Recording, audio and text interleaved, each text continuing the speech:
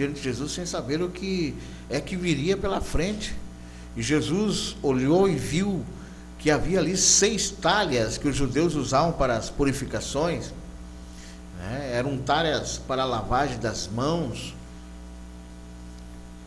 aquelas talhas ali, eram talhas para lavagem, né? Lavagem das mãos, e ali estavam aquelas talhas. Geralmente os judeus tinham em casa 2 tipos de talhas, uma nas quais se poderia colocar até 7,5 galões de água, que é o caso dessas aqui, né? Para que se lavasse as mãos, imagina, hein?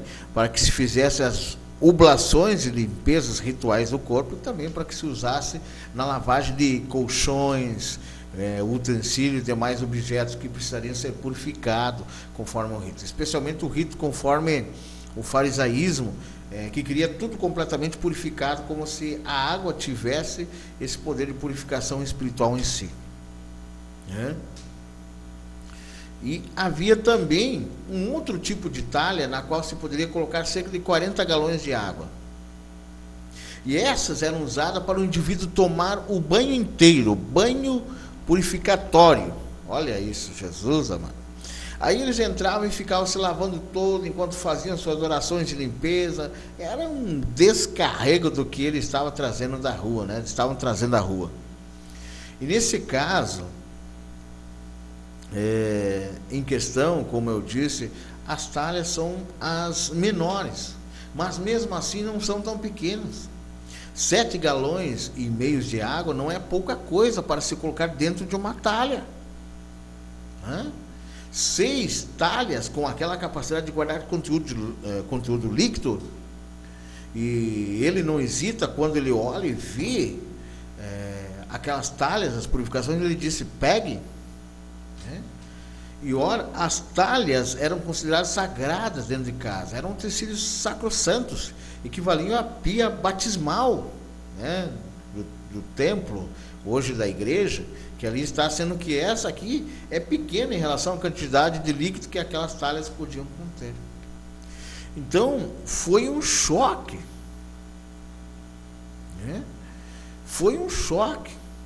Era como alguém remover a pia batismal do templo da sua igreja, para a sua igreja que tem aí aquele tanque batismal, né?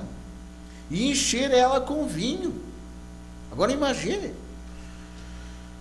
se o casamento tivesse acontecido aqui, dentro da sua igreja, dentro desse templo aí qual você vai, e se a recepção acontecesse também dentro do seu templo, dentro da sua igreja, e eu chegasse lá e enchesse essa pia batismal com vinho. Agora, de certa forma, dá para começar a imaginar o impacto do que aconteceu? Sim, porque a gente lê tudo isso, assim como uma ingenuidade, tudo muito bonitinho para nós, né? A gente não tem ideia do impacto na consciência dos presentes, né? Que eram gentios como nós, que temos uma herança pagã, que fizemos uma outra viagem. Para eles o significado era absolutamente chocante.